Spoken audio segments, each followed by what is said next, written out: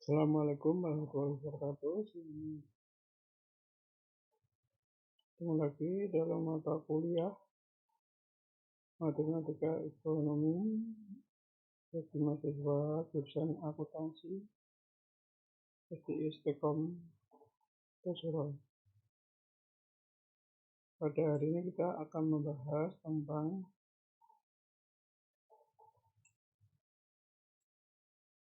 penerapan fungsi linear pada ekonomi yang fokus BEP, konsumsi dan tabungan. Kita bahas yang BEP atau analisis ulang pokok ya. Secara umum itu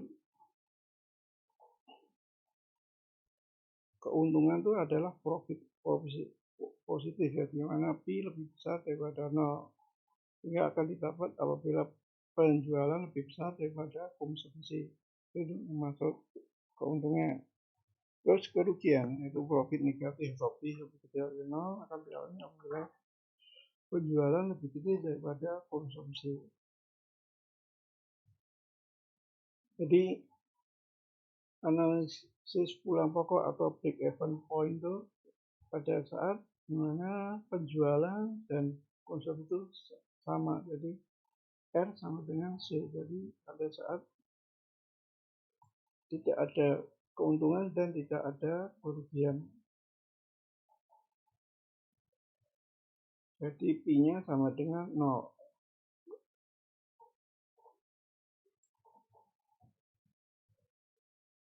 Terus definisi break-even point adalah keadaan suatu usaha ketika tidak memperoleh laba dan tidak rugi.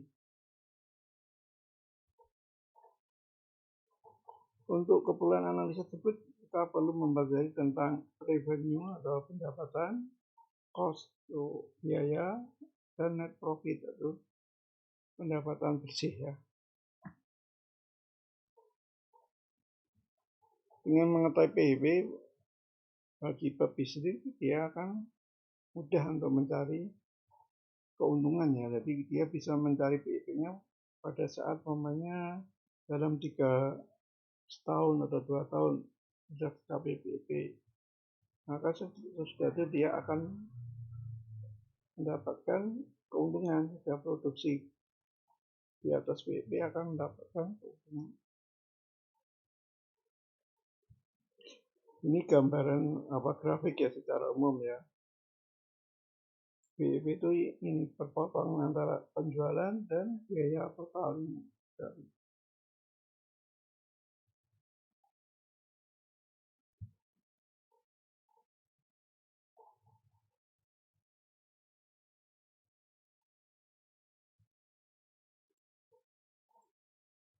Jadi BEP itu perpotongan antara garis penjualan dan garis biaya total.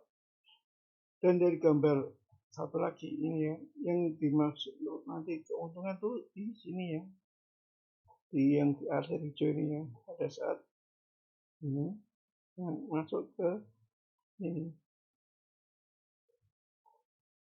Kalau ini masuk dalam kerugian ya. Kalau ini berarti kan 0 di BEP.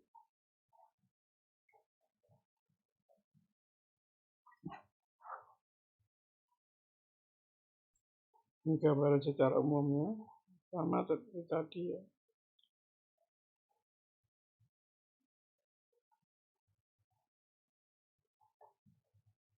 Ada asumsi cara penerapan BEP ya, itu biaya tetap tidak berubah-ubah, yaitu nanti dalam yang dinamakan dengan konstanta ya, atau nanti adalah berbentuk konstanta. Kedua, biaya variabel bervariasi, yang konstan tadi itu biaya yang berubah-ubah. Terus harga penjualan per satuan konstan hanya untuk satu macam barang. Jika lebih maka bagian penjualannya harus konstan. Terus hubungan antara biaya tetap dan biaya variabel bisa bervariasi. Terus ada kesesuaian antara produksi dan penjualan. Di dalam produksi itu ada kesesuaian ya, biaya produksi dan biaya penjualan itu sama, itu yang seperti PIP.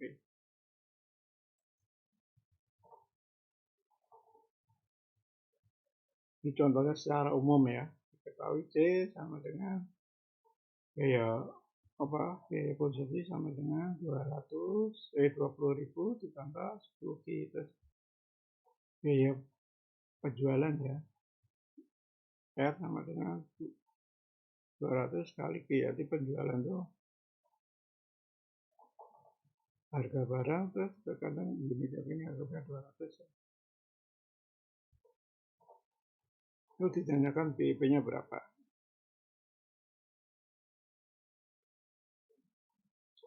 Rumus umum ya, secara umumnya biasanya P itu sama dengan R minus C. Penjualan dikurangi konsumsi. Kalau PIP, berarti kan kalau tercapai PIP di mana P-nya sama dengan 0. Jadi yang akan didapatkan F sama dengan C.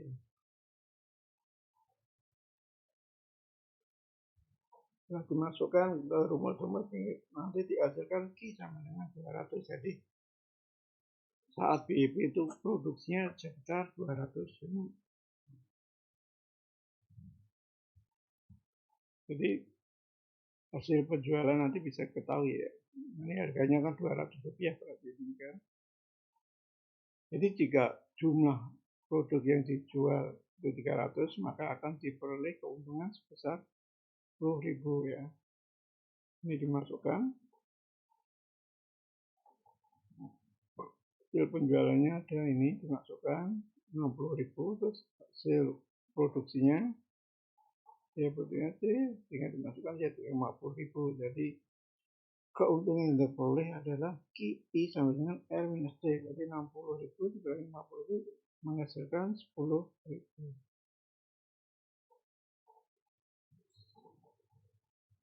Ini gambaran secara grafiknya ya, kurvanya.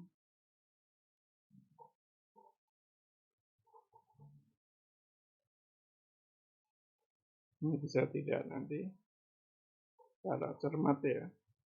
Nanti bisa dari grafik itu kita bisa mencari keuntungan puncaknya berapa dan seterusnya. Jadi nanti keuntungan itu di daerah sini ya. Pada saat masuk daerah sini.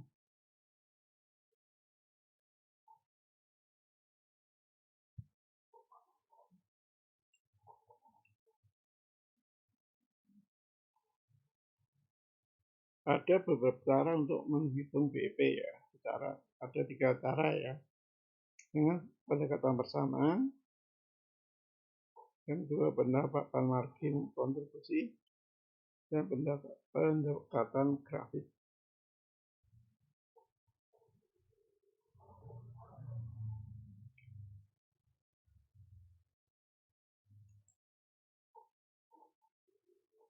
Kita mencari dengan pendekatan persamaan. Kita ketahui rumus Y sama dengan CX kali BX minus A ya. Rumus linear ya. Kita bisa menghitung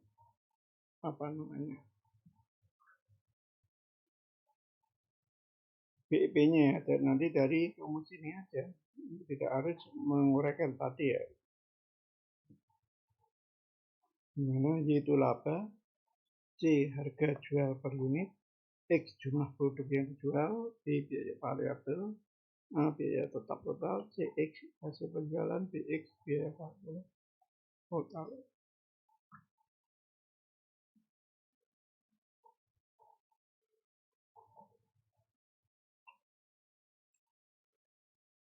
Dari pesan tadi kita bisa membuat suatu rumus ya. Jadi dari pesan kita bisa untuk mencari BEP-nya kita memakai rumus tadi. Memakai rumus ini A dibagi C minus B. Jadi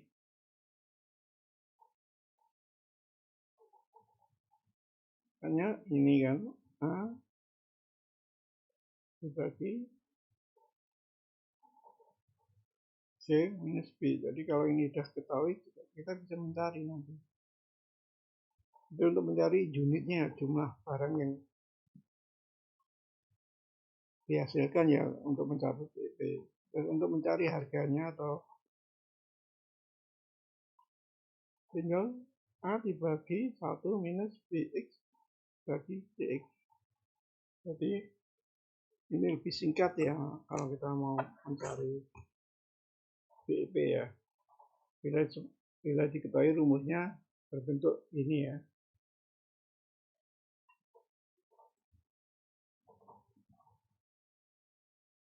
Ini contohnya income statement ya.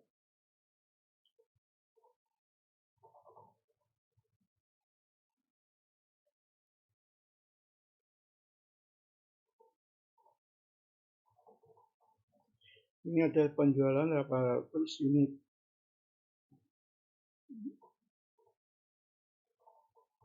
Nah, harganya 5.000. Ini harga yang nanti untuk mendapatkan keuntungan ya.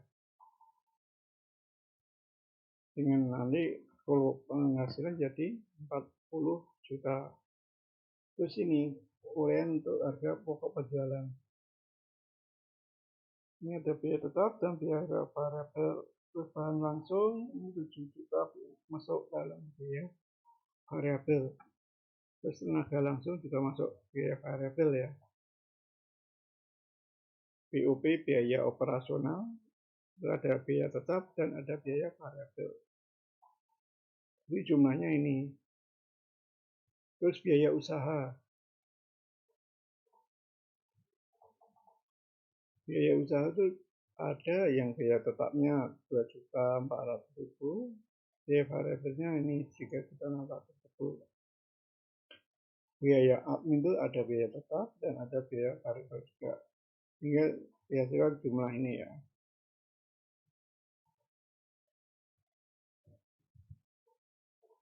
Ini beras itu.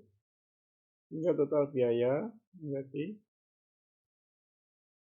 7.500.000 dan biaya variabelnya 2.400.000 hingga total menjadi 31.500.000. Sehingga dari hasil penjualan ini bisa dikurangkan ya, hingga oleh laba usaha 8.500.000.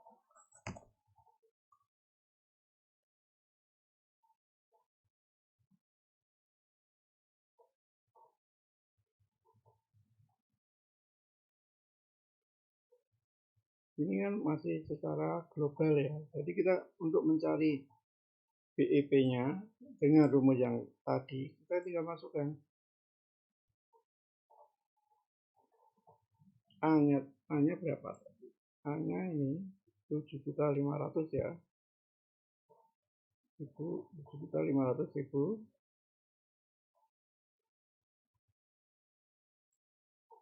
dibagi harganya ini kan, harga yang dijual 5.000. Terus ini kak B-nya kak 3.000. Ini ditarik dari ini 24 juta dibagi 3.000, bagi 8.000, jadi hasilnya 3.000. Jadi hasilnya untuk jadi jumlah variabel per unit itu 4 juta dibagi 800. Ini ya, ini B-nya ya.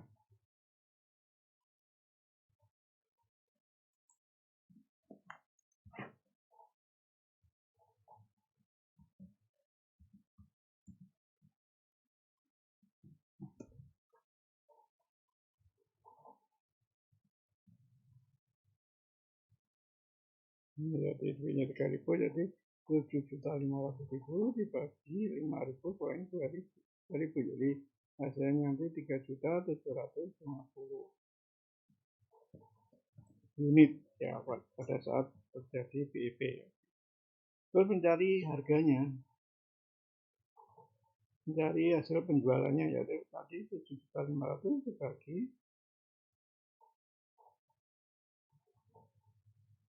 1 minus 24 juta ya, dibagi 40 juta, kemudian dihasilkan nanti 18.750.000.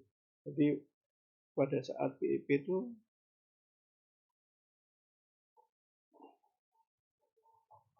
hasil penjualannya adalah 18.750.000. Itu memakai cara persamaan ya tadi ya.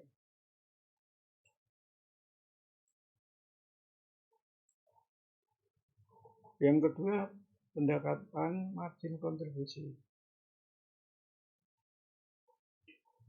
Margin kontribusi atau MK dapat dihitung dengan dua cara, yaitu dengan total revenue dikurangi total variable cost, yaitu jumlah penjualan atau nilai penjualan dikurangi dengan nilai biaya produksi atau biaya pengeluarannya ya. Atau yang kedua, mengurangkan harga jual per unit dengan biaya variabel per unit.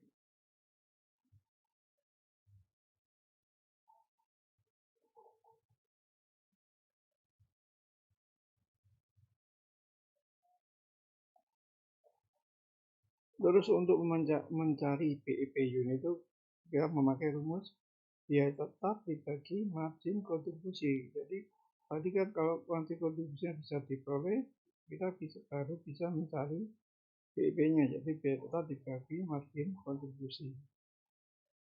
Terus mencari harga rupiah, kita bisa mencari biaya tetap dibagi rasio margin kontribusi. Jadi nanti bisa dihitung ya.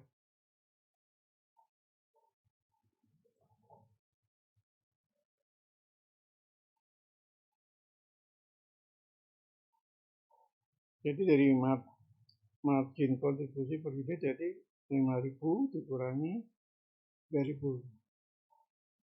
Terus BW unit bisa dibagi 7.500 itu dibagi 2.000. Terus rasio margin kontribusi jadi perbandingan antara pengurangan ini dengan harga totalnya ya, harga penjualannya. Jadi ini kan 5.000 kurangi 3.000 ya, jadi 2.000. Jadi 2.000 dibagi 5.000 hasilnya 0,4. Hingga BEP rupiah dihasilkan menjadi 7.500.000 bagi 0,4, hingga akan dihasilkan nilai juga 18.750.000. Itu cara MK ya, margin kontribusi. Secara grafik ini bisa kita lihat ini.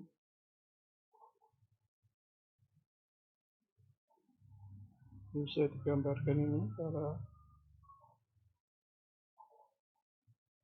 ini BEP-nya ini, salesnya, penjualannya, kemudian daerah ini yang daerah keuntungan.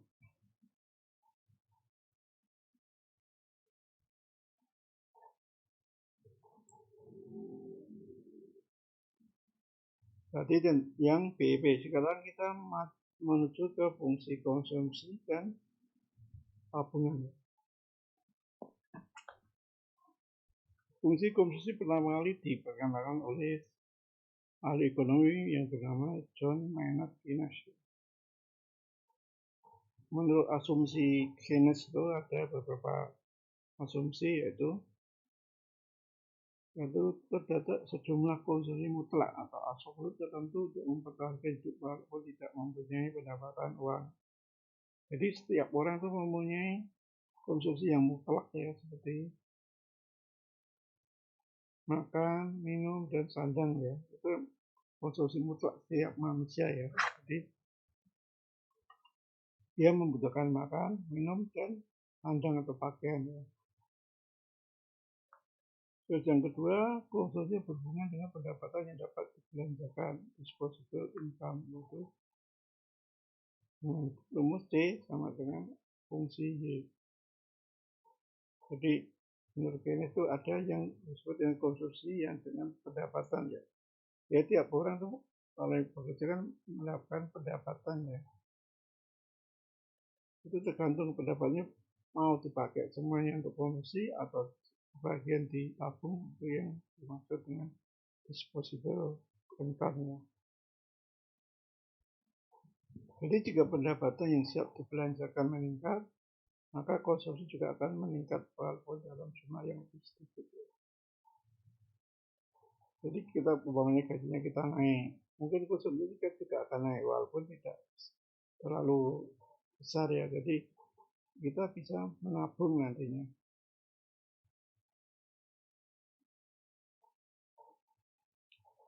Jadi proporsi kenaikan pendapatan yang siap dibelanjakan untuk konsumsi itu adalah konstan. Jadi proporsi ini disebut kecenderungan konsumsi marginal atau marginal propensity to consume, jadi MPC ya, ini disingkat MPC. Jadi untuk mencari konsumsi dalam fungsi konsumsi kita memakai rumus MPC ya. Jadi bila delta YG atau perubahan kenaikan pendapatan yang siap dibelanjakan, pokoknya pendapatan awal sini pendapatan naik, itu delta YG, terus ada perubahan konsumsi, delta C perubahan konsumsi, maka delta C dibagi delta YG akan bernilai positif dan kurang dari 1. Ini ya, apabila nilainya positif ya.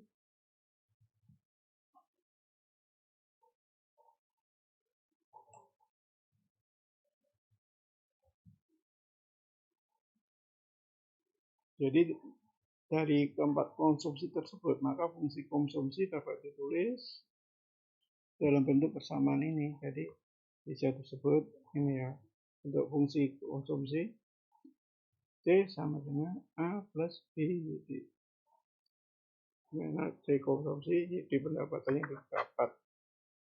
yang dapat dibelanjakan, A konsumsi dasar suatu yang tidak bergantung pada pendapatan, B kecenderungan konsumsi maksimal.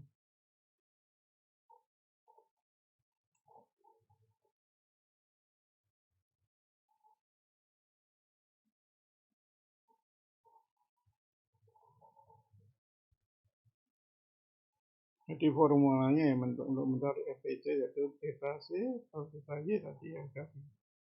Itu hasrat mengkonsumsi marginal. Ada yang disebut dengan hasrat mengkonsumsi rata-rata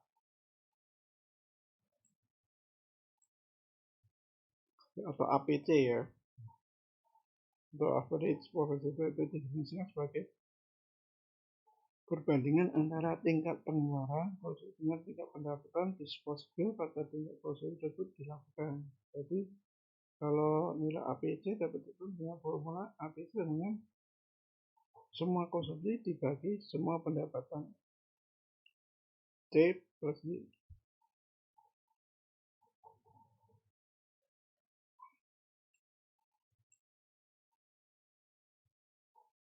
Yang tadi tentang konsumsi, sekarang tentang tabungan. Jadi tabungan itu atau saving ya. Itu biasanya semua pendapatan tidak dikonsumsi ya. Maksudnya pendapatan dikurangi konsumsi, itu adalah sisa atau tabungan.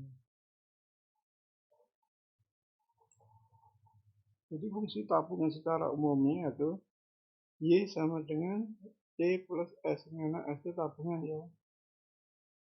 Jadi tabungan itu sama dengan pendapatan dikurangi konsumsi. Jadi umpamanya tadi kan C di C secara umum ini rumusnya C sama dengan apa, jadi bisa dimasukkan ya. Nanti akan dihasilkan S sama dengan minus A plus 1 minus B kali YB.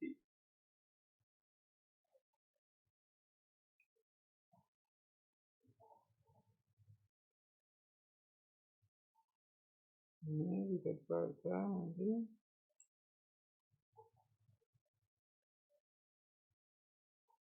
Terus ada yang disebut dengan dasar menabung marginal dan rata-rata. Jadi ada tadi konsumsi ya sendiri, sekarang yang menabung. Jadi kalau menabung berarti MPS ya, marginal propensity to save, yang mana rumusnya sama seperti tadi, cuma yang menjadi yang dibagi adalah delta MPS-nya, delta S dibagi delta Y, bahkan rata-rata S tadi Y.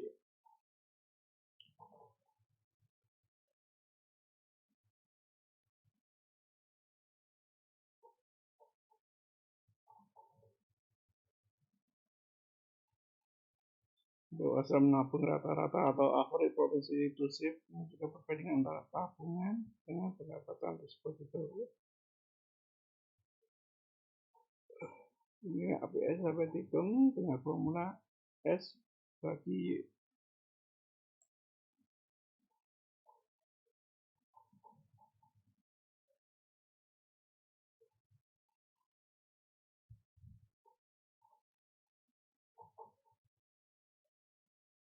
Apabila diperhatikan ya, pada persamaan tabungan itu MPS sama dengan 1 minus B.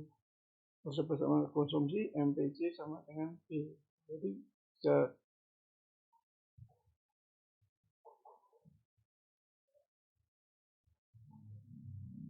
Jadi konsumsi itu sama dengan B ya, koefisiennya. Terus MPS itu 1 minus B. Jadi MPS sama dengan 1 minus MPC atau MPS plus MPC sama dengan 1.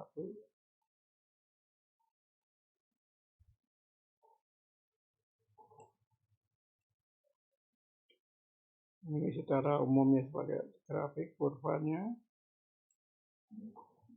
Untuk lebih jelas kita kasih contohnya ya.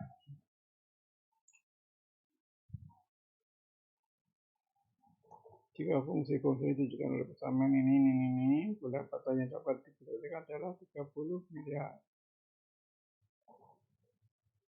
Berapa nilai konsumsi agregat? Terus berapa besar keseimbangan pendapatan nasional? Adalah fungsi. Jadi Y-nya sama dengan 30 miliar.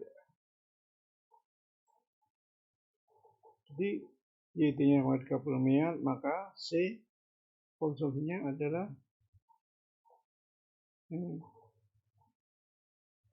37,5, jadi melebihi ya. Jadi untuk mencari pada saat pendapatan dan pengeluaran itu sama, kita pakai B-nya, pakai rumus ini, YD sama dengan CS.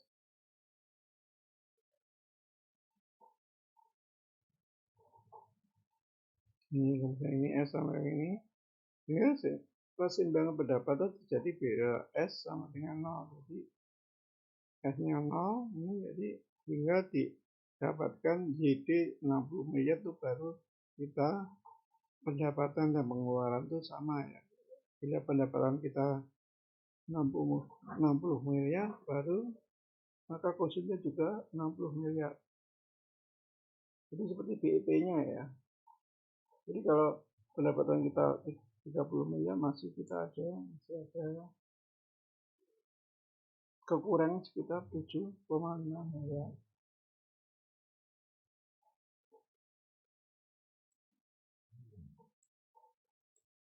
Ini secara umumnya kabarnya ini. Jadi nanti BEP-nya akan didapat pada saat 60 ya.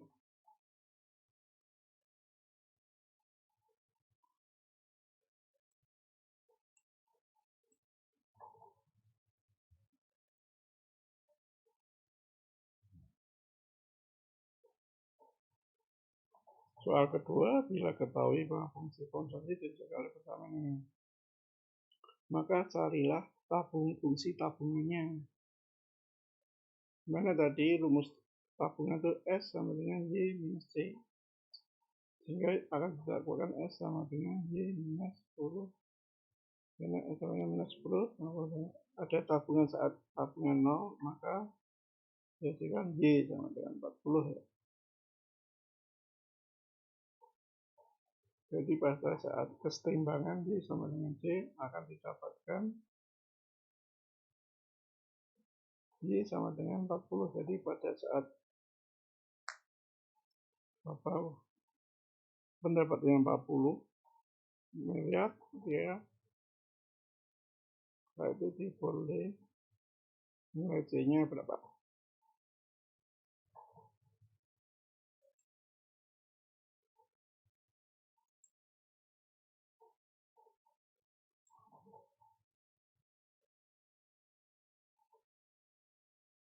Jadi C-nya juga 40 ya. Sama Y sama dengan C.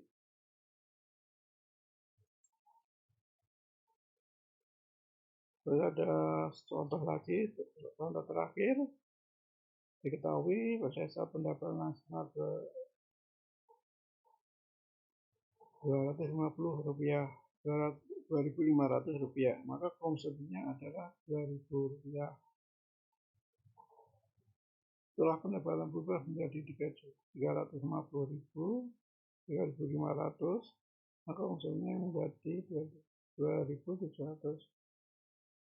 Kita dari ini bisa membuat konsumsi ya, fungsi konsumsinya.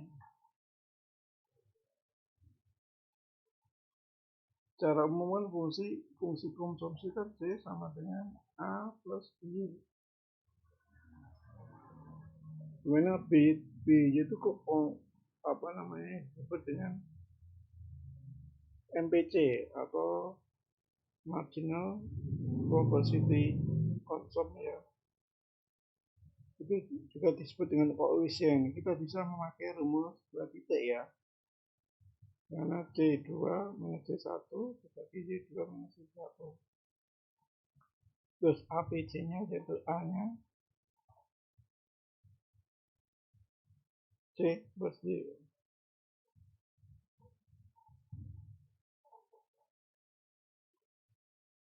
Jadi A nanti bisa sama dengan APC kan berarti di konstantanya nanti A sama dengan APC dikurangi MPC kali Y. Jadi MPC-nya B.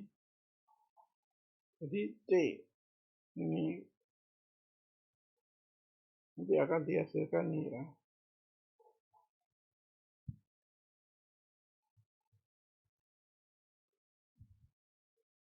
Jadi rumus C-nya dengan 0,7 Y plus 60/600. Jadi kita bisa memakai rumus 2 titik.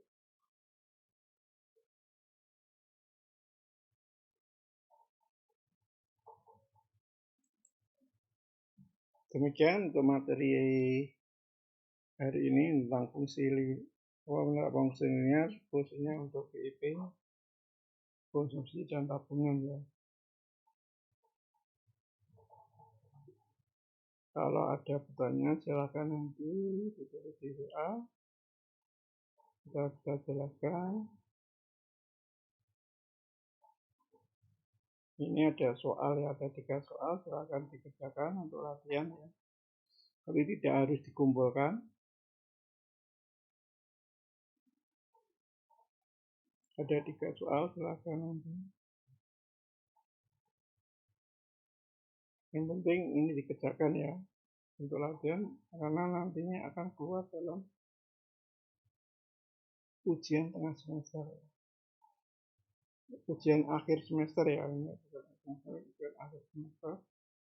Jadi untuk latihan aja ya, silakan untuk dikerjakan. Demikian untuk kuliah hari ini, kurang lebihnya mohon maaf. Sebelum kita tutup, silakan mahasiswa itu absensi disiarkan maupun di kolom komen di YouTube ya. Jangan lupa juga subscribe ya di YouTube-nya, untuk bisa menambah nilai. Demikian kuliah hari ini, selamat ketemu lagi minggu depan. Wassalamualaikum warahmatullahi wabarakatuh.